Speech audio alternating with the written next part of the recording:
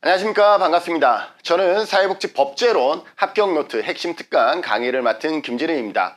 앞으로 5시간에 걸쳐서 사회복지법제론 핵심 특강 강의를 진행하게 되겠습니다.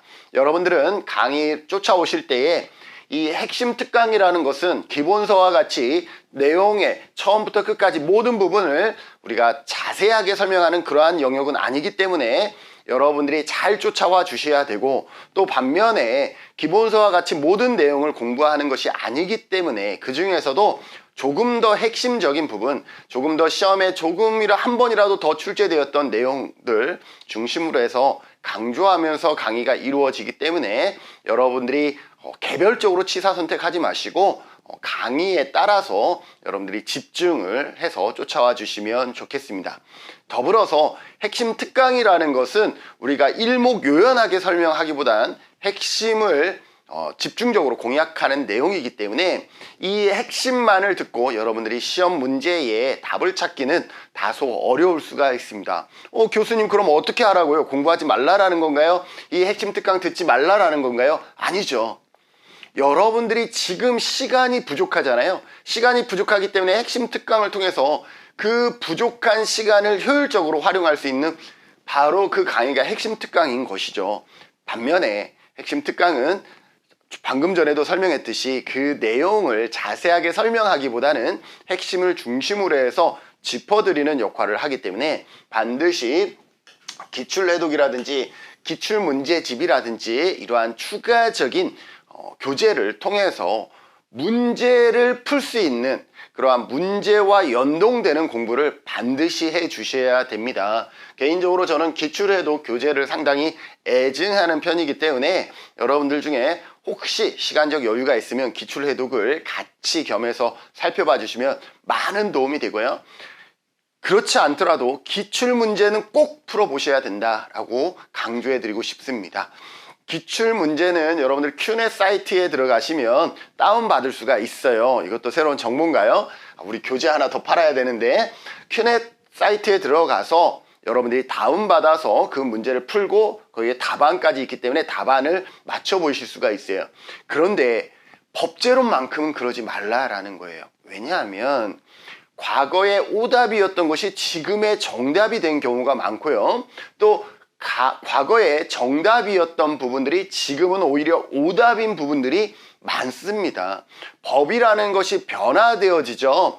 과거의 정부와 문재인 정권의 정부와 지금 윤석열 정권의 정부의 패러다임 자체가 너무 다르다 보니까 여기에서 발생하는 법의 변화를 기출문제에서는 답이 자동적으로 바뀌지 않아요.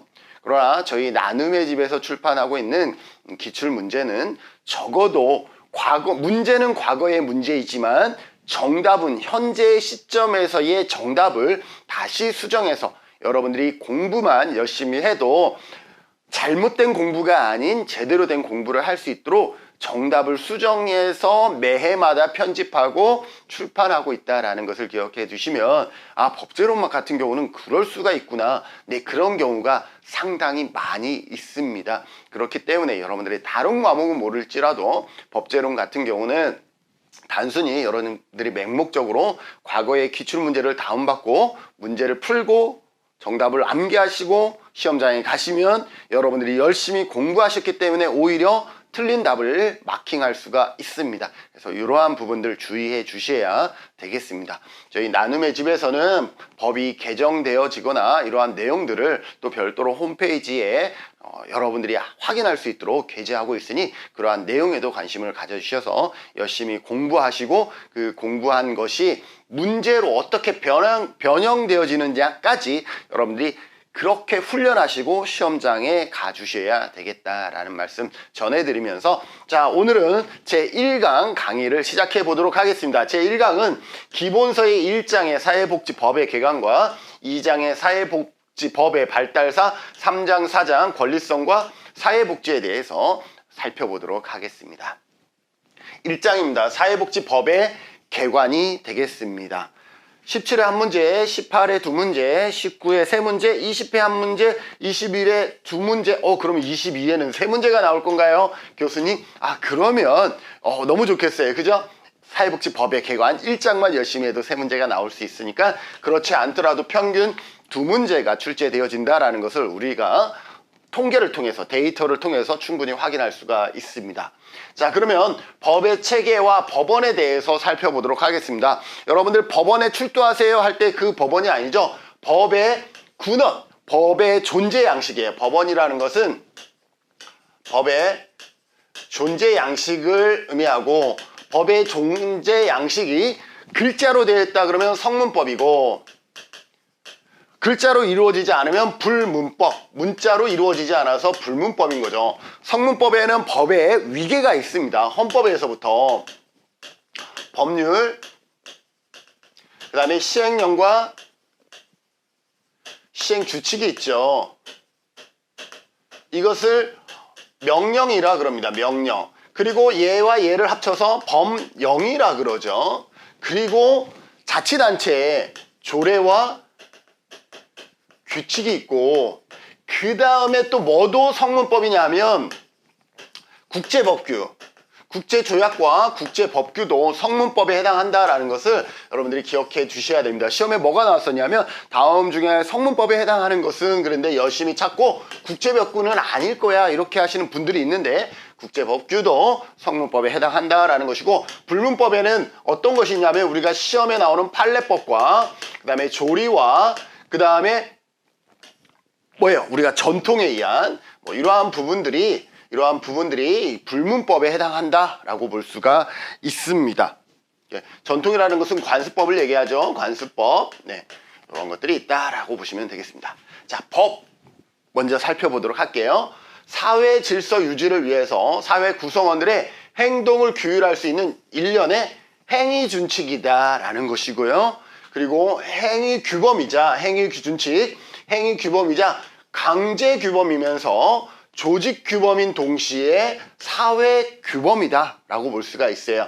자, 목적은 사회 정의를 실현하고 법적 안정성 유지, 사회 질서 유지에 있다라는 거예요. 초창기의 시험에서는 이런 부분들이 나왔어요. 행위 준칙이다, 행위 규범이다, 강제 규범이다, 조직 규범이다, 사회 규범이다. 이러한 부분들도 시험에 나올 수가 있는 거죠. 사회 규범이면서 법이라는 것은 그저 규율할 수 있는 강제 규범이다라는 것, 조직 규범이면서 행위 규범이다라는 것도 참고해 주시면 좋겠습니다. 법의 일반 체계입니다. 자연법이 있어요. 자연법이라는 것은 뭐냐면 인권과 같은 거예요. 인권과 같은 것. 인권은 뭐예요? 사람이 태어나면서부터 자연적으로 부여되어지는 그러한 권리잖아요. 그러한 인권과 같은 것을 별도로 법에 명시하지 않아도 인간으로서 당연히 부여되어지는 권리, 이러한 것들을 자연법이다라고 얘기를 합니다. 시간과 공간을 초월하는 영구불변의 초경험적, 이상적인 법인 거죠. 아무리 뭐라 그래도 인권은 세계 어느 나라에 가더라도 모든 나라에서 당연히 인간이기 때문에 주어지는 그러한 자연법적 그러한 내용이다라고 볼 수가 있는 거죠. 반면에 실정법이라는 것은 인간사회 질서 유지를 목적으로, 여기에 말하는 질서 유지를 목적으로 사회적 상황에 따라 생성, 발전되어지는 법입니다. 법이라는 것은 우리나라에서 얘기하고 있는 법과 다른 나라에서 얘기하고 있는 법은 그 시대적 상황에 따른 문화적 상황에 따라서 다를 수가 있죠. 그러한 부분들을 실정법이라 그래요. 그래서 시간과 공간을 초월하는 자연법과 그 사회적 상황에 따라 생성되어질 수 있는 실정법으로 나눌 수가 있는 거죠. 실정법에는 국내법과 국제법으로도 나누어지죠. 국내법은 한 국가에 의해서 인정되는 국가의 주권이 미치는 범위 내에서만 일정한 절차에 의해서 효력, 그러니까 국내법이라는 것은 어디에서요? 그 국가의 주권이 미치는 범위 내에서. 그래서 이 범위라는 것은 속지주의가 될 수 있고 뭐예요? 속인주의가 될 수 있어요. 대한민국 사람이라 그러면 외국에 가서라도 적용이 되어지는 속인주의, 대한민국 땅 위에서 적용되어지는 속지주의, 이 두 가지의 내용들을 국가의 주권이 미치는 범위라고 얘기할 수가 있는 것이고, 국제법은 국제단체에 의하여 인정되어 국가와 국가 사이에도 우리가 지켜야 되는 국제법규라든지 이런 게 있죠. 그러한 국제법도 실정법에 해당한다라고 볼 수가 있습니다. 자, 법원입니다. 법원이 뭐라 그랬어요? 법의 존재 양식이라 그랬습니다. 자, 법으로서 성립하는 근거, 존재 양식에는 성문법과 크게 불문법으로 나누어진다라는 거죠. 성문법은 뭐예요? 일을성, 문자로 이루어진 법을 성문법이라고 얘기를 하는 것이죠. 문서의 형식으로 표현된 법이며 독일, 일본, 우리나라는 성문법 국가다라고 얘기를 하고 있습니다. 그래서 여기에서 적혀있는 이 부분들은 법의 위계에 해당합니다. 상위법과 하위법을 얘기할 때는 헌법이 가장 상위법이고 그 다음에 법률, 그 다음에 명령으로서 시행령, 시행규칙, 그리고 자치법규로서 조례와 규칙, 이러한 뭐가 있다라는 것, 위계가 존재한다라는 거죠. 우리가 상위법과 하위법이라는 얘기를 하는데 그때 헌법으로 올라갈수록 상위법에 되고 그 다음에 조례 규칙으로 내려올수록 하위법의 위상을 갖고 있다라고 볼 수가 있습니다. 자, 헌법 여러분들 너무나 잘 아시죠? 우리나라 최상위의 법입니다. 헌법의 규정은 사회복지 관련 하위법규의 존립 근거이면서 재판의 규범이기도 합니다. 사회복지 관련 하위법규의 존립 근거예요. 자, 사회복지법, 각종 사회복지법이 만들어지는 그러한 법은 왜 만들어지냐? 헌법에 명시된 것을 우리가 달성하기 위해서 다양한 사회복지법이 만들어지고 있다라는 거죠. 그러면 헌법에는 어떤 내용들이 있을까라는 거죠. 그것을 우리가 차츰차츰 배우게 되는데 헌법 제31조에서부터 36조에 보면 사회권적 기본권이라 그래요. 사회권적 기본권이라 그러는데 이것이 헌법제 31조부터 36조까지 있습니다. 그래서 34조에 보면 인간다운 생활을 할 권리, 그 다음에 뭐예요? 여성을 위한 권리, 청소년과 노인을, 그 다음에 장애인을 위한 이러한 부분들이 있기 때문에 그것을 기반으로 해서 개별법이 만들어진다라고 우리가 이해할 수 있죠. 그러나 이 개별법은 결국은 헌법에 기반해서 사회복지 관련 하위법규는 뭐에 기반해서? 헌법에 기반해서 만들어진다라고 얘기할 수 있다라는 거죠. 헌법은 그렇고 법률은 어디에서? 반드시 국회에서 의결이 되어집니다. 법을 의결하는 기관은 국회예요. 법률안을 제출할 수 있는 거는 누구? 국회의원 10인 이상이 법률안을 제출할 수도 있고 그 다음에 정부에서도 제출할 수가 있어요. 그러나 의결은 누구의 고유 권한이다? 국회의 고유 권한이다라고 볼 수 있어요. 이 법은 국회의 의결을 통해서 제정되어지지만 명령, 즉 시행령과 시행규칙은 제정되어진 법을 행정 처리하기 위해서 필요한 각종 절차나 내용들을 조금 더 자세하게 기록한 것이 시행령, 시행규칙입니다. 행정의 가장 우두머리인 대통령령을 우리는 시행령이라 그러고 그 다음에 총리령과 각 부령이라 그러면 고용노동부, 보건복지부 이러한 각 부령은 시행규칙에 해당한다라고 보시면 되겠습니다. 국회의 의결을 거치지 않아요. 그래서 시행령과 시행규칙은 행정에 관한 얘기들이기 때문에 국회의 의결을 거치지 않고 대통령이 제정하는 것을 시행령, 그리고 행정기관이 제정한 법규를 시행규칙이다라고 얘기를 합니다. 자치법규는요, 우리가 17개의 광역시도로 나눠져 있는데 그 자치단체 안에서 특별하게 제정되어지는 것을 우리는 자치법규라 그러고 자치법규에는 다시 조례와 규칙이 있습니다. 여기에 조례는 우리나라의 법률과 같이 지방의회에서 의결이 이루어집니다.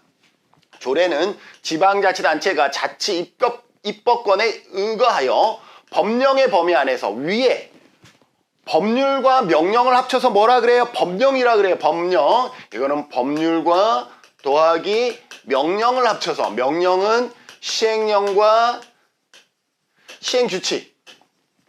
시행규칙을 합쳐서 이 법률과 명령의 범위 안에서 어디에서 의결한다? 지방의회에서, 지방자치단체가 아니에요. 지방의회에서 의결을 거쳐 그 사무에 관하여 제정한 법을 우리는 조례라 그럽니다.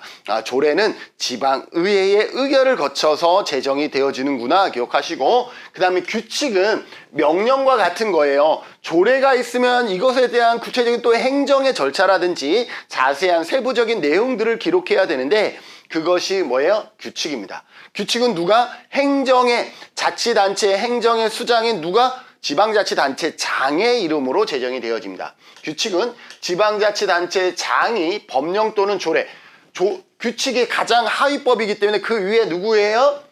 조례와 그리고 법령. 그래서 규칙은 지방자치단체장이 법령 또는 조례가 위임한 범위 내에서 그 권한에 속하는 사무에 관하여 정립한 법입니다. 그래서 법령과 조례가 나오면 이거보다 밑에니까 규칙이 되는 것이고, 법령만 나오면 이거보다 밑에는 조례가 되는 것이다 라는 것을 기억해 두시면 좋겠죠. 그 다음에 국제조약이에요. 국가 간에 맺은 문서에 의한 합의로 국제기구도 조약을 체결할 수 있다라고 얘기를 하고 있습니다. 그래서 협정이나 협약, 의정서, 그 다음에 헌장 등이 있습니다. 국제법규, 국제간섭과 우리나라가 체결 당사자가 아닌 조약으로서 국제사회에 의하여 그 규범성이 일반적으로 승인된 것, 그 규범성이 일반적으로 승인된 것을 우리는 별도로 국제법규라 그러고, 이 국제법규까지 뭐라 그래요? 여기 보니까 성문법이구나. 그래서 헌법과 조례와 규칙까지가 성문법이 아니라 국제조약과 국제법규도 성문법에 들어가는구나 기억해 두시고, 자, 불문법은 세 가지가 있다 했죠? 관습법, 판례법, 조리 이렇게 있습니다. 그래서 문서의 형식으로 표현되지 않았기 때문에 아니 불해서 문서가 아닌 형태로 제정되어진 법인 거죠. 그래서 영국과 미국은 대표적인 불문법 국가로 영미법에서는 판례법 주의를 취하여 판례법을 1차적으로 보고 있다라고 얘기를 하고 있어요. 그러니까 성문법이 모든 나라에서 가장 중요한 법으로 작용하는 것은 아니구나. 어떤 나라에서는 성문법보다는 판례법을 더 중시하는 나라들도 있구나라고 얘기를 하는 거죠. 관습법이에요. 관행이 계속적으로 행해짐에 따라 법으로서의 효력을 가지게 되는 것을 관습법이라고 얘기를 하고 있는 거고, 판례법은 법원이 내리는 판결인데, 법원이 일반적으로 내리는 것은 판례가 아니라 보통은 성문법에 기반해서 결정을 하는 거죠. 그런데 이 성문법에 없는 인간의 세계는 워낙 다양하기 때문에 성문법의 내용으로 판결할 수 없어서 그 안에서 논쟁이 이루어지죠. 판결할 때 논쟁이 이루어지고 그 논쟁의 결과로 어떤 판결이 이루어질 때 그것을 우리는 판례법이라고 얘기를 합니다. 그리고 조리는 이것도 마찬가지예요. 인간인지라 모든 내용을 법에 다 기록할 수가 없어. 우리가 그거는 도리에 맞게 해야지 라고 할 때 그 도리와 조리는 같다라고 보시면 될 것 같아요. 사물의 도리, 합리성, 본질적인 법칙, 신의 성실, 사회통념, 우리가 사회통념을 일반적으로 도리라 그러잖아요. 그래서 비례 원칙 등 도리에 기반한 것을 우리는 조리라고 기억해 주시면 암기하기가 훨씬 편해지겠죠. 그래서 법원에는 법의 존재 양식에는 성문법과 불문법으로 이루어지고, 불문법에는 관습법과 판례법, 조리가 있다라는 것, 성문법은 국제조약과 국제법규까지 성문법에 해당한다라는 것을 여러분들이 기억해 두시면 좋겠습니다. 헌법상의 사회복지법의 법원입니다. 헌법은 사회복지법의 법원이 되지만 헌법상의 모든 조항이 사회복지법의 법원이 되는 것은 아니죠. 헌법에는 다양한 내용이 있기 때문에 그 모든 조항이 사회복지법원이 되는 건 아니에요. 그래서 사회복지와 관련된 사회권 규정을 사회복지법의 법원이라고 볼 수 있어요. 자, 사회권 규정은 헌법 제31조부터 36조까지 나와 있다 그랬죠. 그래서 헌법 제10조에 보면 모든 인간은 인간으로서 존엄과 가치를 가지며 행복을 추구할 권리, 헌법 제10조 행복추구권, 국가는 개인이 가지는 불가침의 기본적 인권을 확인하고 이를 보장할 의미가 있다라고 얘기를 했고, 여기에 보면 34조부터 36조까지 있는데 여러분들은 31조부터 36조까지를 기억해 두셔야 되겠습니다. 31조는 교육권이에요. 교육권. 32조는 뭐예요? 우리가 노동을 할 수 있는 근로권이에요. 근로권. 그리고 33조는 근로향상이라 그래요. 근로향상. 그래서 단책, 교섭권 뭐 이런 거 있죠. 행동권 이러한 것들을 근로향상이라고 그러고 34조는 여기에 나와 있는 것처럼 인간다운 생활을 할 권리예요. 인간다운 생활을 할 권리고 35조는 쾌적한 환경에 그죠? 쾌적한 환경에 살아갈 권리이고 36조는 혼인과 가정생활에 대한 거예요. 여기 일항이 없는데 혼인과 가정생활에 관한 그러니까 여기에 보면 뭐가 있겠어요? 모성보호라든지 그 다음에 보건이라든지 내용이 여기에 있는 거죠. 그래서 여러분들 큰 틀에서 이거를 기억하시고 31조는 교육권, 32조는 근로권, 33조는 근로향상 그리고 요 밑에는 여기 있으니까 같이 보죠. 이 전체를 여러분들이 무조건 기억하셔야 돼요. 그 다음에 34조는 또 무조건 기억하셔야 돼요. 시험에 자주 나오는 순서입니다. 가장 많이 나오는 건 헌법제 34조죠. 인간다운 생활을 할 권리 34조에는 제1항부터 6항까지가 있는데 제1항부터 6항까지를 여러분들이 다 기억해 두셔야 되겠습니다. 제1항은 뭐냐? 인간다운 생활을 할 권리예요. 행복 추구권, 행복을 추구할 권리는 헌법 제10조였고 34조 제1항은 인간다운 생활을 할 권리, 제2항은 사회보장과 사회복지 증진에 국가는 노력을 해야 된다라고 하고 있고 제3항은 여자의 복지, 제4항은 청소년과 노인과 청소년의 복지는 제4항, 제5항이 또 중요해요. 이 중에서 또 5항이 또 중요한데 신체장애자는 법률에 정하는 바에 의하여 국가의 보호를 받는다 그랬어요. 신체장애자는 헌법에 정해진 내용에서 보호를 받는 것이 아니라 따로 법률에서 정해서 보호를 받아요. 그러다 보니까 헌법이라는 강력한 가장 상위권에서 보호를 받는 것이 아니라 그 헌법 밑에 하위법인 법률에서 정하는 내용에 따라서 받게 되죠. 그러면 장애인복지법을 만들더라도 예와 상법을 한다 그러면 상법이 장애인복지법보다 상위법이 아니다 보니까 상법 입장에서 장애인복지법이 자기보다 상위권이 아니기 때문에 상법에서 장애인의 보험에 가입을 배제한다든지 이럴 수가 있는 거예요. 그러나 만약에 이게 법률이 아니라 헌법에서 보장을 받았다 그러면 상법에서 장애인의 사회보험을 거절하거나 이럴 수가 없는 거죠. 그러나 안타깝게도 신체장애자에 관한 내용은 법률이 정하는 바에 의하여 그래서 헌법의 보호를 받는 것이 아니라 법률에서 따로 정하는 바에 의해서 보호를 받다 보니까 장애인에 대한 복지가 조금은 뒤처질 수밖에 없는 그러한 한계인 거죠. 그래서 만약에 우리가 사회복지를 하면서 나중에 개헌 그러는데 그럴 때에 이 부분을 장애인 복지에 대한 내용들을 우리가 좀 수정하면 좋겠다라는 생각이고요. 제6항은 재해예요. 그래서 34조 제1항부터 6항까지 여러분들이 머릿속에 기본적으로 키워드는 기억해 두셔야 됩니다.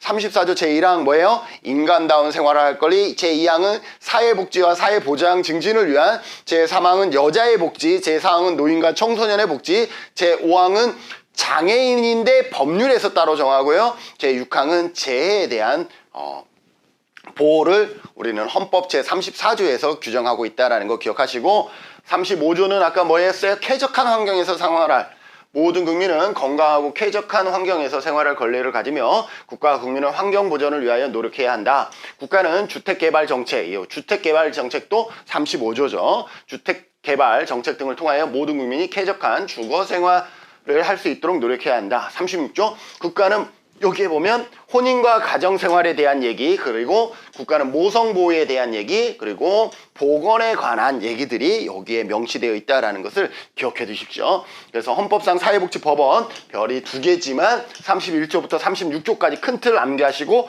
34조 반드시 또 암기해 주시고 그 중에서 제5항 신체장애자는 법률에서 따로 정한다는 것을 여러분들이 기억해 두셔야 되겠습니다. 법의 분류입니다.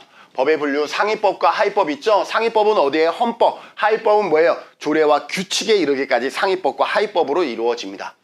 법 규범은 그것이 존재하는 형태에 따라서 수직적 위계를 지니고 있어요. 우리나라 법체계는 헌법을 정점으로 해서, 그러니까 헌법이 가장 상위법이에요. 정점으로 해서 법률, 시행령, 시행규칙, 자치법규, 조례와 규칙의 순으로 위계를 갖는다 기억해 두시고요. 일반법과 특별법이 있습니다. 우리가 전체를 아우르는 법을 일반법이라 그러고 그 개별법을 특별법이라고 얘기를 하는 거죠. 법의 적용과 효력의 범위가 넓은 법이 일반법이고, 예를 들어서 사회복지사업법은 일반법에 해당되는 거예요.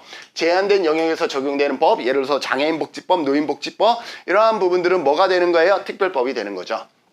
일반법과 특별법은 상대적 개념으로 비교 대상에 따라 일반법이었던 법이 특별법이 될 수도 있고, 특별법이었던 법이 일반법이 될 수도 있습니다.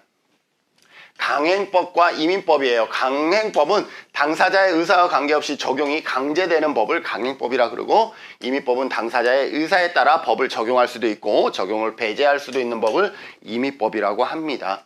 신법과 규법이 있어요. 신법은 뭐예요? 가장 최근에 만들어진 법을 신법이라 그러죠. 예를 들어서 우리가 어떤 게 있냐면 1973년에 뭐가 만들어지죠? 국민복지연금법이 만들어져요. 그러나 1986년에 국민연금법이 만들어져요. 그러면 얘가 최근에 만들어졌으니까 얘가 신법이에요. 그러면 우리가 구법과 신법이 충돌했을 때 뭐를 들어요? 당연히 신법을 먼저 적용하는 것이죠. 신법은 새로 제정된 법이고 구법은 신법에 의해서 폐지되는 법을 말합니다. 실체법과 절차법이 있어요. 실체법은 법을 실현하고자 하는 법 그 자체이고, 절차법은 이 실체법을 지키기 위해서 실현 방법에 관한 법입니다. 헌법, 민법, 형법, 상법은 실체법이고, 형사소송법, 민사소송법, 이러한 것들은 이것을 하기 위해서, 이 실체법을 하기 위한 뭐예요? 절차에 관한 법이기 때문에 절차법에 해당한다라고 볼 수가 있는 것이죠. 법의 적용과 해석입니다. 상위법 우선의 원칙입니다. 그래서 법, 형식 간의 위계체계는 헌법, 법률, 명령, 조례, 규칙 순위라는 것을 우리가 상위법과 하위법에서 배웠고, 이 순서에 따라 어느 것이 상위법 또는 하위법인지가 정해지며 하위법의 내용이 상위법과 저촉이 되는 경우 상위법 우선의 원칙을 적용합니다. 그러니까 아무리 장애인복지법에 뭐라고 되어 있어도 헌법에 나와 있는 게 더 강력하다라고 볼 수가 있는 것이죠. 특별법 우선의 원칙이에요. 사회복지사업법보다 장애인복지법에 나온 게 더 우선할 수 있다라는 거죠. 동등한 법 형식 사이에서 어떤 법령이 규정하고 있는 일반적인 상황과 다른 특정의 경우를 한정하거나 특정의 사람, 지역을 한정하여 적용하는 법령이 있는 경우 이 두 개의 법령은 일반법과 특별법의 관계에 있다라고 얘기를 할 수 있어요. 이 경우에는 특별법이 일반법에 우선합니다. 왜? 특별법은 더 구체적으로 제시한 것이기 때문에 일반법과 특별법 관계에서는 특별법이 규율하고 있는 상황에 관한 한 특별법의 규정이 우선적으로 적용되고, 일반법 규정은 특별법 규정에 모순 저촉되지 아니하는 범위 안에서 2차적으로 적용이 되어집니다. 신법과 구법이 있으면 당연히 신법 우선의 법칙이죠. 동등한 법 형식 사이에 법령 내용이 상호 모순 저촉되는 경우에는 시간적으로 나중에라는 것은 가장 최근에라는 것을 의미하죠. 나중에 제정된 것, 가장 최근에 제정된 것보다 우선하는 효력을 가진다. 그래서 신법과 구법의 판단 기준은 해당 법률의 시행일이 도래하였는지에 따라서 결정이 되어진다라고 볼 수가 있습니다. 법률과 그 하위 법령의 일반적인 입법 원칙입니다. 대통령은 법률에서 구체적으로 범위에 의하여 위임받은 사항과 법률을 집행하기 위해서 필요한 사항에 관하여 대통령령으로 발할 수 있다. 대통령령을 우리는 다른 말로 뭐예요? 시행령 기억해 두셔야 됩니다. 여기에 시행규칙이라고 하는 경우들이 있어요. 국무총리와 행정 각부 장관은 총리령, 각부령을 제정할 수가 있습니다. 법률이나 대통령의 위임, 법률이나 대통령의 위임. 왜냐하면 시행규칙은 얘가 더 상위법이기 때문에 얘에서 위임된 직권으로 총리령 또는 부령을 발할 수가 있는데 이것을 시행규칙이라 그러죠. 헌법에 의해 체결 공포된 조약과 일반적으로 승인된 국제법규는 국내법과 같은 효력을 가진다라고 얘기를 했고요. 지방자치단체는 주민의 복리에 관한 사무를 처리하고 재산을 관리하며 법령의 범위 안에서, 법령이죠. 법률과 명령의 범위 안에서 자치에 관한 규정을 제정할 수가 있다. 그래서 조례와 규칙을 제정할 수 있다라는 것도 얘기를 하고 있습니다. 법률의 제정입니다. 법률을 개정하는 입법권은 국회의 권한으로 규정되어 있다. 법률안을 심의 의결하는 과정에서 국회의 권한이다. 심의 의결은 국회의 고유 권한입니다. 방금 전에도 설명을 했었죠. 법률안을 제출하는 것은 정부도 할 수 있다. 시험에 많이 나옵니다. 법률안을 제출하는 것은 누구도 할 수 있다. 정부도 할 수 있다라는 거죠. 원래는 국회의원 10인 이상이 법률안을 발의할 수가 있어요. 국회의원 10사람 이상이 한 사람으로는 안 돼요. 10사람 이상이 모여서 법률안을 발의할 수 있는데 법률안 제출은 여기에 더하기 누구도 할 수 있어? 아, 정부도 할 수 있구나. 이렇게 하면 이게 누구한테 가요? 이게 국회의장한테 갑니다. 국회의장한테 가고 그 다음에 상임위로 가요. 각 그 내용에 관한 상임위로 넘어갑니다. 그 다음에 상임위를 통과하면 본회의로 가요. 본회의. 전체에 모여있는 본회의로 간다라는 거죠. 자, 본회의에 가면 이제 본회의를 통과하면 이게 누구한테로 가냐면 대통령에게로 가요. 대통령에게. 그러면 행정의 수장인 대통령은 15일 이내에 거부하는 거죠. 제의. 거부권을 행사할 수가 있어요. 제의를 할 수가 있고 15일 이내에 공포를 할 수가 있어요. 공포를 하면 일반적으로 20일 후부터 법이 적용이 되어집니다. 시행되어진다라는 거죠. 자, 볼까요? 국무회의의 심의를 거쳐 대통령이 서명하고 국무총리 및 관계 국무위원이 부서에 국회에 제출하면 이후 국회에 제출하면 법률안이 제출되면 소감 상임위에서 회부, 법률안이 제출되면 상임위에서 회부되어 심사를 받고 심사가 끝나면 본회의에 회부되어 법률안에 대한 심의와 의결이 진행됩니다. 제적위원 과반수 이상 참석, 과반수 이상의 과반수 이상의 출석과 과반수 이상의 찬성이 있으면 본회의에 의결되면 정부에 의송되어 대통령 이송돼서 15일 이내에 대통령이 공포하게 돼요. 15일 이내에 공포하거나 아니면 거부권을 행사할 수가 있어요. 법률안에 이의가 있으면 대통령은 거부권을 행사하여 제의를 요구할 수 있다. 다시 논의해달라는 제의를 요구할 수가 있는 것이죠. 그래서 제의 요구된 법률안은 국회가 이번에는 과반수의 출석과 3분의 2 이상 찬성으로 전과 같이 의결하면 그 법률안은 통과된다라고 볼 수가 있습니다. 최근에 우리 이재명 누구예요? 그 분에 대한 호칭을 뭐라고 해야 되죠? 네, 그분에 대한 이러한 것들이 이 과정이 있었죠. 그래서 본회의에서 민주당이 다수당이기 때문에 이것을 부결했는데 이것이 대통령령으로 인해서 제의를 요구했죠. 제의를 요구해서 그러면 이번에는 3분의 2 이상 찬성이 되어져야 되는데 그만큼 사람이 되느냐 안 되느냐 이걸 가지고 최근에 논의가 많이 있었죠. 여러분들 최근에 기사에서 봤던 것들이 바로 이 내용입니다. 그래서 본회의를 통과했는데 대통령이 거부권을 행사한 거예요. 거부권을 행사하면 과반수는 충분히 민주당이 되지만 야당이 과반수 이상은 되지만 3분의 2 이상 찬성이 되어져야 되기 때문에 과연 이게 될까 말까 이러한 부분들이 우리가 관심을 가졌었고 이미 결과가 나왔었던 내용들이죠. 그래서 15일 이내에 거부권을 행사하거나 공표해야 된다라는 것까지 기억해 두시면 좋겠습니다. 자, 이렇게 해서 1장의 내용을 마칩니다. 이제 2장입니다. 사회복지법의 발달사는요 17, 18, 19, 20 한 문제고 21에 두 문제입니다. 여기에서는 연도를 암기하는 부분들이 다수 있기 때문에 여러분들이 연도를 암기해 주셔야 돼요. 그런데 이 연도를 암기하는 것이 법제론만 영향을 미치는 것이 아니라 정책론, 지역사회복지론 여러분들이 다른 과목에도 연도를 암기해야 되는 부분들이 상당히 많았죠. 중복되는 내용이죠. 전부 다 중복되기 때문에 여기에서 암기하는 연도가 한 과목을 위해서 암기하는 연도가 아니라 다양한 과목을 두루 공부한다라는 관점에서 여러분들이 잘 봐주시면 좋을 것 같습니다. 한국의 사회복지 관련 입법사항입니다. 별이 3개죠. 공무원 연금법이 1962입니다. 그래서 국민 연금법 중에 국민연금이 가장 먼저 제정되어졌다? 아니죠. 공무원연금법이 1960년 가장 먼저 제정이 되어지고요. 우리 법제로는 재정연도를 중심으로 해서 공부 암기해 주셔야 돼요. 그러나 뭐 정책이나 지역사회복지론이나 이런 경우는 재정연도보다는 약간 시행연도가 시험에 더 많이 나오죠. 그런 의미에서 우리는 재정연도와 시행연도를 같이 암기해주면 가장 좋겠구나. 이렇게 여러분들이 기억해 두셔야 돼요. 생활보호법은 언제? 1944년 조선구호령.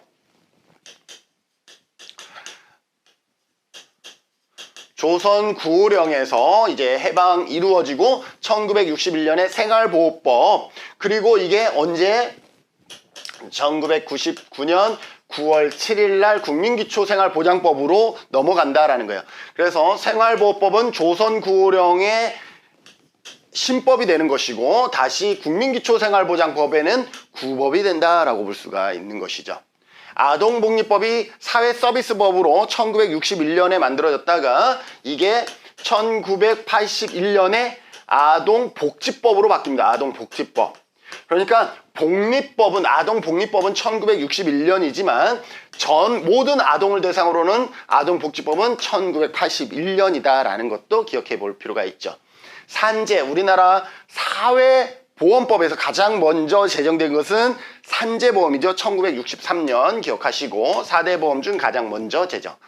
사회보장에 관한 법률이 1963년이었는데 사회보장기본법이 1995년이에요. 기억합시다. 얘보다는 얘가 더 중요해요. 사회보장기본법 언제 만들어져요? 1995년이다. 그래서 얘는 신법이고 얘는 구법이 되는 거예요. 기타 이런 거는 한번 읽어보시고요. 1970년대 사회복지사업법 기억해 두십시다. 우리가 이제 좀 이따가 법조론에서 중요하게 공부하는 사회복지사업법은 1970년에 제정되었습니다. 의료보호법이라는 것은 뭐예요? 의료급여의 전신이 되는 거예요. 의료보호법이 1970년 의료급여법의 전신이 되는 거죠. 그 다음에 공무원 및 사립학교 교직원 의료보험법이 제정이 되어집니다. 아동복지법이 전부 개정 언제요? 1981년에 아동복리법에서 아동복지법으로 바뀝니다. 아동복리법이 폐지되고 아동복지법은 모든 아동을 대상으로 합니다. 왜? 어린이날이라는 것은 뭐예요? 우리나라에 우리나라에 있는 모든 아이들이 있는 거죠. 그러면 어린이날이 어디에 있어? 아동복지법에 어린이날로 규정하고 있는 것이죠. 심신장애자복지법이 언제? 1981년에 제정되었는데 이때는 심신장애자라고 되어 있어요. 이게 1989년에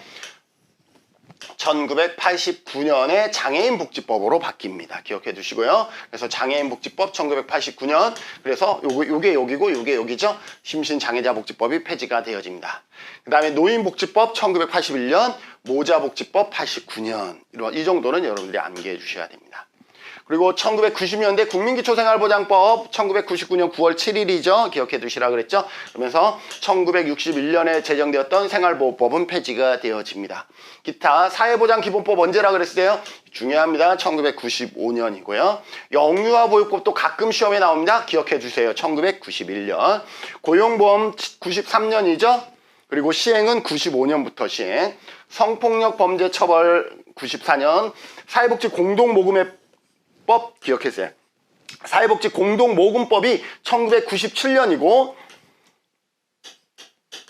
사회복지 공동모금회법, 회 들어간 거는 1999년입니다. 기억해 두세요. 그래서 공동모금법은 97년, 공동모금회법 99년 기억해 두시고요. 가정폭력 방지 및 피해자 등에 관한 법률 97년 기억해 두시면 되겠습니다. 2000년 장애인복지법 개정, 2003년에 장애범주가 처음에는 5개였어요. 그것이 2000년에 10개였어요. 그리고 언제? 2003년에는 15개로 바뀝니다. 그래서 5개에서 2000년에 10개, 2003년에 15개로 확대되어집니다. 추가는 호흡기, 간장, 안면, 그 다음에 요루, 장루, 장르 및 요루, 그 다음에 간질장애 이렇게 5개가 추가되었습니다. 의료급여법이 의료보호법에서 의료급여법으로 명칭이 언제? 2001년이에요. 의료보호법이 의료급여법으로 바뀌게 됩니다. 아동복지법이 개정돼서 아동학대 신고 의무 이 점 기억하시고, 건강가정기본법 2004년 기억하시고, 자원봉사활동기본법 제정 2005년이에요. 2006년부터 시행됐죠. 기억해 두시고, 그 다음에 기초노령연금 또 기억해 볼까요? 나머지도 다 여러분들 기억해 주시되, 기초노령연금, 노인장기요양보험 2007년이에요. 다문화가족지원법 2008년, 장애인연금법 2010년 기억할까요? 그 다음에 노숙인 치매관리 장애인복지지원법, 기초연금 2014년이죠. 기억해 두시다. 그 다음에 발달장애 2014년이죠. 발달장애인도 한번 기억해 볼까요? 요즘 발달장애인 많이 관심 갖고 있으니까. 그리고 2014년 12월에 사회보장급여 이용 제공 및 수급권자 발굴에 관한 법률, 얘는 우리가 또 오늘 아니죠. 다음 강에서 아마 배우게 될 거예요. 2014년 12월에 제정된 사회보장급여 이용 및 수급권자 발굴에 관한 법률 우리가 배우게 됩니다. 여러분들 적어도 이렇게 사각형 처진 부분들은 여러분들이 연도를 같이 암기해 주셔야 좋겠습니다. 주요 법의 발달사죠. 건강보험 언제 만들어지죠? 63년에 제정되었으나 경제기술적 여건 밀부로 실시되지 않다가 1977년 1월 15일 500인 이상 사업장 근로자를 중심으로 강제 적용 사회보험 제도가 실시가 되어집니다. 1988년 넘어가고 89년 기억합시다. 1989년 전국민 의료보험으로 확대되어집니다. 그리고 98년 볼까요? 1998년 국민의료보험관리공단 출범과 통합주의 방식으로 변경되어집니다. 그전에는 조합주의 방식이었다가 1998년에 통합주의 방식으로 변경이 되어지고 99년에 우리 지금의 법인 국민건강보험법이 제정되어집니다. 이것도 국민건강보험법 언제예요? 이거 아니에요. 국민건강보험법은 1999년입니다. 그래서 이때는 조직만 통합돼요. 직장가입자와 지역가입자 조직만 통합되어져요. 근데 2003년에는 뭐까지? 조직 더하기 재정까지 완전 통일됩니다. 그래서 건강보험이 완전 통합된 것은 2003년이고 직장가입자와 지역가입자가 따로 놀다가 이것이 조직이 통합되었어요. 그러나 재정은 직장가입자 재정과 지역가입자 재정이 그때 당시는 따로 관리가 되었어요. 왜? 직장가입자들이 반발을 한 거예요. 왜냐하면 지역가입자는 재산도 속일 수가 있고 소득도 속일 수가 있어요. 그러나 직장은 어때요? 속일 수가 없어요. 급여라는 게 딱 정해져 있기 때문에. 그래서 직장가입자는 거짓 없이 다 내야 되는데 사고도 별로 나지 않아요. 직장가입자는. 근데 지역에서는 배 타다가 용사 짓다가 사고 많이 나잖아요. 그러다 보니까 직장가입자가 반발을 한 거예요. 그런데 그 재정까지 언제? 2003년에 완전히 조직과 재정까지 완전히 통합되어서 지금 우리나라는 하나의 공단에서 국민건강보험공단에서 조직과 재정 모두 다 통합되어서 운영되어지고 있습니다. 그래서 건강보험에서 중요한 거는 이 부분과 그리고 89년에 전국민 의료보험 제도가 도입되었다라는 것을 기억해 두시면 되고요. 국민연금법은 좀 전에도 설명했듯이 1973년에 국민복지연금법이 제정되었으나 그때 당시 오일 쇼크가 있었죠. 오일 쇼크가 있어서 시행을 무기한 연기했다가 1986년에 국민연금법으로, 그래서 국민연금은 언제 제정된 거야? 1986년이다 라는 것을 또 기억해 두셔야 되겠습니다. 88년 우리가 88 서울올림픽 때 우리는 연금을 시행하고 있는 나라야 이렇게 대내적으로 홍보하기 위해서 이러한 1988년부터 국민연금이 시행되었다라고 볼 수가 있습니다. 사회복지사업법 언제 제정됐어요? 기억하시라 그랬죠? 1970년이죠. 70년 제정이 되어지고 83년 기존의 사회복지 사업 종사자 자격에 관한 규정이 사회복지사 자격에 관한 규정으로 개정되어 사회복지사 자격제도가 처음으로 도입이 되어집니다. 사회복지사라는 시험이 아니라 자격 제도가 처음으로 도입된 것은 언제? 1983년이었다라는 것을 우리가 확인할 수가 있죠. 그 다음에 1987년 있죠. 1987년에 사회복지, 여기에 전담 공무원 있잖아요. 사회복지 전문 요원 최초 배치예요. 최초.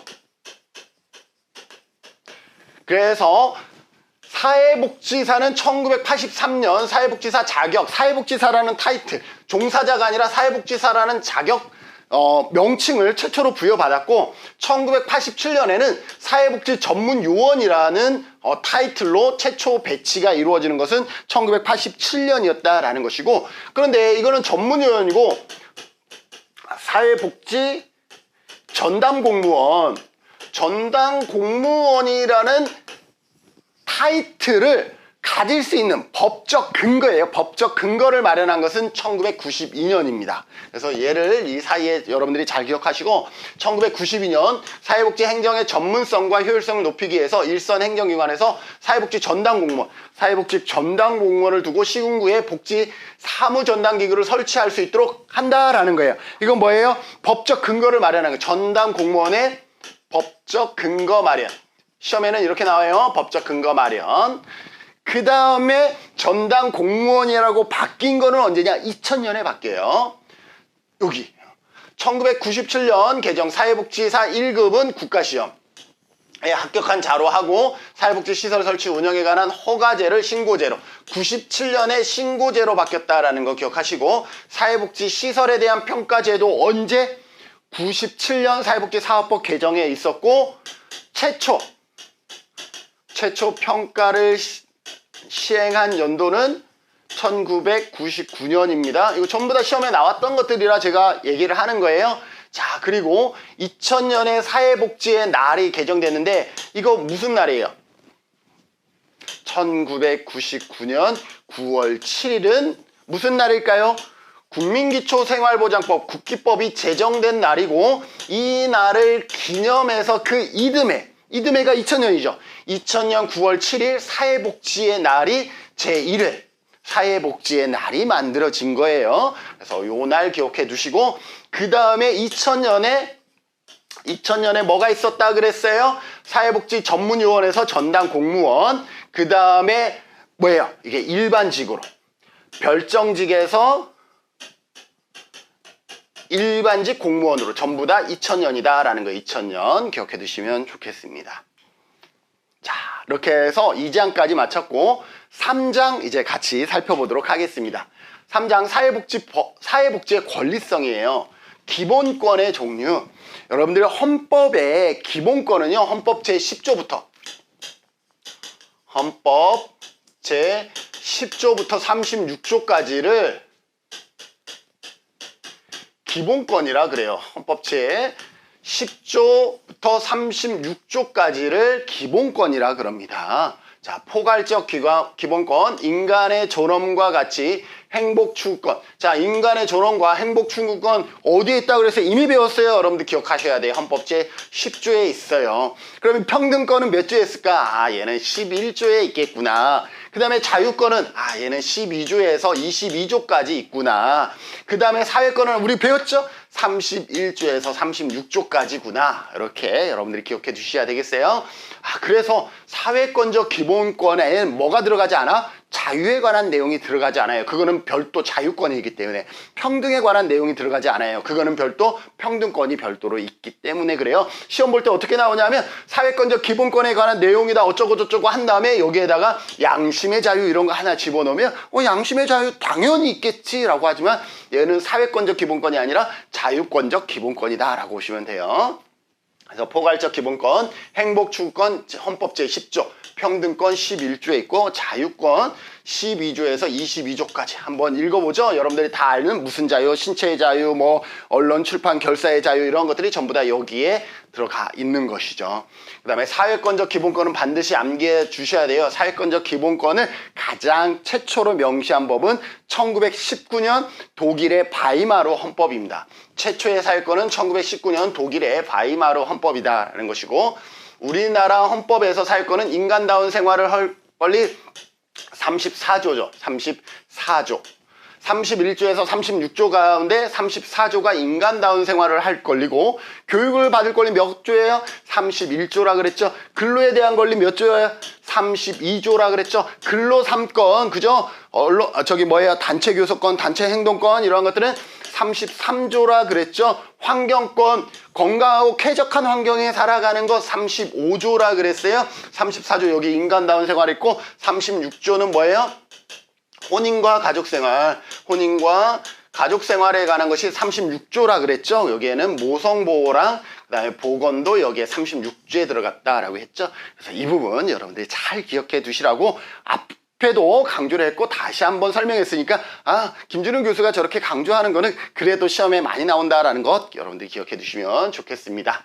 사회권적 기본권의 법적 성격, 이 부분은 여러분들이 간단하게 살펴보고 넘어가 주셔도 되겠습니다. 왜? 잘 안 나오는 거예요. 프로그램 규정적 권리예요. 입법 방침권. 사회권적 기본권은 재판을 통해서 구제받을 수 있는 권리가 아닌 국가가 국민에게 하나의 정책을 선언하는 것에 지나지 않는다라고 보는 거예요. 그래서 여기에서 보면 기본적인 법적 성격에서 프로그램 규정설은 이게 강제성이 있는 것이 아니라 하나의 프로그램에 지나지 않아라고 하는 거예요. 그러나 우리나라는 프로그램 규정설에 입각하지는 않아요. 사회권적 기본권은 재판을 통해서 규제받을 수 없어요. 왜? 이거는 프로그램에 규정되어 있는 것, 하나의 프로그램에 지나지 않아라고 규정하고 있기 때문에 그렇습니다. 사회권적 기본권의 실시는 국가의 자유재량이며 일종의 반사적 이익에 속한다라고 프로그램 규정적 권리에서는 그렇게 설명하고 있는 거예요. 이 학설에 따르면 국민은 인간다운 생활에 필요한 급여를 구체적으로 청구할 수가 없어요. 왜? 국가의 하나의 프로그램, 국가의 전체의 어떤 이념이 아니라 하나의 프로그램에 지나지 않기 때문에 우리가 구체적으로 청구할 수가 없는 것이죠. 반면에 법적 권리를 갖는다, 프로그램 권리가 아니라 법적 권리를 갖는다 그러면 우리가 청구할 수가 있는 거죠. 그러나 우리가 청구할 수 있다 그래도 그 안에 다시 추상적 권리냐 구체적 권리냐로 또 나뉘어질 수가 있는 거죠. 사회복지 권리에 관한 헌법 규정은 법적인 권리로서 개개 국민은 사회복지의 혜택을 누릴 권리가 법으로 보장되어 있으며 국가는 이를 이행할 의무를 진다라고 되어 있습니다. 그럼에도 불구하고 추상적 권리냐 구체적 권리냐 다시 나누는데, 추상적 권리는 국민은 국가에 대해 사회복지 혜택을 받을 추상적인 권리를 갖는, 구체적인 권리가 아니라 추상적인 권리를 가지며 국가는 입법, 기타 국정상 필요한 조치를 강구할 추상적인 의무, 국민도 추상적인 권리가 있고 국가도 추상적인 의무가 있다라는 것이 추상적 권리이고, 구체적 권리는 건 뭐예요? 우리가 구체적으로 요구할 수 있고 국가도 구체적으로 그것을 응해야 된다라는 것이죠. 사회권적 기본권은 헌법에 보장된 권리이며 헌법상의 의무이기 때문에 국민은 헌법의 정신을 기초로 국가기관에 직접 사회권적 보장권을 청구할 수가 있으며 국가는 이에 대해 적극적으로 응해야 할 의무가 있다라고 보는 학설로, 현재 다수설은 이 중에서 사회권적 기본권에 대한 우리 국민과 국가의 책임과 권한과 의무는 프로그램 규정적 권리도 아니고 추상적 권리도 아니고 다수의 설은 구체적 권리성을 다진다. 추상적 권리가 아니라 구체적 권리를 갖기 때문에 국민들은 사회권적 기본권을 우리가 국가에 요청할 수 있고 국가는 적극적으로 그것에 응해야 된다라는 것이 다수의 입장이다라고 보고 있습니다. 사회권적 기본권의 규범적 구조에는 실체적 권리와 수속적 권리, 절차적 권리가 있어요. 실체적 권리는 법의 내용이라고 보시면 되겠습니다. 그래서 모든 국민은 인간다운 생활을 유지하도록 보장하기 위한 헌법상 권리를 구체화하는 법이 제정되었을 때 국민이 해당 법률에 의해 현실적인 급여를 청구할 수 있는 것이 실체적 권리래요. 그래서 사회보험 청구권, 사회보장 청구권, 공공부조 청구권, 이러한 사회서비스 청구권 등이 여기에 해당되고, 수속적 권리는 이것을 청구하기 위해서는 우리가 구체적인 알 권리, 그게 있어야 되는 거 아니에요? 그래서 복지급여를 받기 위해서 거쳐야 하는 일련의 수속 과정이 본래의 수권 보장을 위해 적합하게 진행되도록 하는 것을 요구하는 것으로 급여 정보권, 상담권, 적법 진행 보장권, 이런 부분들이 있고, 절차적 권리는 이 실체적 권리를 우리가 요청을 했는데 그거에 대해서 제대로 우리가 보장받지 못했어. 그러면 이의 신청이라든지 이런 것들을 할 수가 있는 거죠. 그래서 사회보장 수권의 실체적 권리를 보장하고 실현하기 위해 필요한 의무를 이행하고 강제를 구체적으로 실현하는 절차와 관련된 권리로서 복지급여 쟁송권이나 복지행정 참여권, 복지입법 청구권 등이 절차적 권리에 해당한다라고 되어 있습니다. 자, 4장 국제법과 사회복지는 여러분들이 보시는 것처럼 기출 문제에 거의 출제되지 않는 그러한 내용이라 간단하게 살펴보고 마무리하겠습니다. 국제인권조약 A규약과 B규약이 있어요. 이게 A규약과 B규약이 언제 만들어졌냐면 2차 세계대전 이후에요. 1939년에서 1945년에 2차 세계대전이 끝납니다. 45년에 2차 세계대전이 끝나면서 전 세계는 뭐예요? 경악을 금치 않죠. 우리가 인간의 자유를 그동안 얼마나 중요시했는데 자유를 중요시하다 보니까 뭐가 이루어지는 거예요? 그렇죠. 두 차례의 세계대전을 우리가 경험한 것이죠. 그러다 보니 개인의 자유도 중요하지만 사회, 공익을 위한 우리의 노력이 필요하구나라고 얘기를 합니다. 그래서 2차 세계대전 이후에 세계인권선언도 발표되어지고 그 이후에 이러한 국제인권에 관한 A규약, B규약이 만들어집니다. 세계인권선언 이후에요. 그래서 A규약은 뭐를 강조할 거예요? 자유를 강조할 거예요? 사회권적인 영역을 사회권을 더 강조하게 되는 거예요. 왜? 자유는 물론 필요하지만 우리가 이 자유를 중시하다 보니 그 자유를 잘못 누림으로 인해서 전쟁이라는 것을 경험했기 때문에 우리가 공익을 위한 사회권적인 모습들이 더 중요하다라고 해서 A규약이 경제, 사회예요. 사회. 문화적 권리에 관한 규약으로 사회권 규약이라 그래요. 사회권 규약. 그래서 A규약이 사회권 규약이고 B규약은 시민이라는 단어가 들어가면 자유권적 규약이에요. B규약은 시민 정치에 관한 규약으로서 늦게, 그죠? B규약이 더 늦게 발효되어지죠. 이거는 자유권 규약이다라고 보시면 돼요. 그래서 사회권이 먼저, 그 다음에 자유권. A규약이 사회권, B규약이 자유권. 이렇게 암기하시면 돼요. 특징으로 조약으로 체약국 내에서 법적 구속력이 있고 우리나라는 1990년 4월에 A규약과 B규약에 가입하게 됩니다. 사회보장에 관한 다양한 국제조약 및 선언이 있어요. UN, 국제노동기구, 세계보건기구, 국제사회보장협회, 유럽협의회, 유럽경제공동체, 국제사회복지협의회, 경제협력개발기구 등이 있습니다. 그리고 사회복지에 관한 국제적 선언, 인권선언. 1973년에 인권선언이 만들어지죠. 1차 세계대전도 이전에 미국이 독립할 때 대서양 헌정 1941년 2차 세계대전 도중에 대서양에서 만나서 이루어졌기 때문에 대서양 헌정이라 그러고 필라델피아 선언 1944년 세계인권선언이 2차 세계대전 끝나고 48년에 만들어지고 사회보장 헌장 유럽사회보장법전이 이루어지고요. 국제사회복지조약으로는 사회보장 최저기준 조약이 ILO에 ILO 1952년 기억해 두셔야 되고요. 사회보장 내 외국인 균등 대우에 대한 조약도 마찬가지 ILO예요. 그래서 최저기준 ILO는 뭐예요? 국제노동기구잖아요. 그래서 사회보장 최저기준과 외국인 균등 대우에 대한 것은 ILO에서 한다. 그리고 업무 재해조약 및 질병 노령 유족급여도 ILO에서 우리가 이루어졌다라고 보시면 되겠습니다. 아동 권리 협약하고 장애인 인권 협약 우리가 보아야 되는데요. 아동 권리 협약은 아동 권리 선언은 59년이고 권리 협약 아동에 관한 권리 협약은 89년이다. 이 정도 여러분들이 기억해 두시면 되겠습니다.